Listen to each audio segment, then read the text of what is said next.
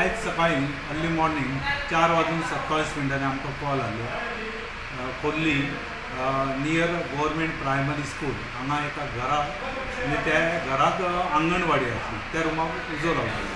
So आमी आमची गाडी टर्न आउट केली. गाडी टर्न आउट केल्या उपरांत आमी थंय पॉयंटाचेर पावले जाल्यार थंय ते रुमाक अंगणवाडी बसताली.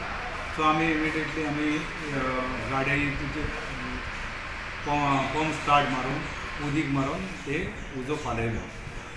ड्युरींग फायर कॉलाच्या हेतून ती एक जाणटी ओनर निशा कोरगांवकर एज 75 ओल्ड लेडी ही इंजर्ड जाली. सो तिका मागीर डिस्ट्रिक्ट हॉस्पिटलान तिका शिफ्टेड केली फॉर मेडिकल ट्रिटमेंट.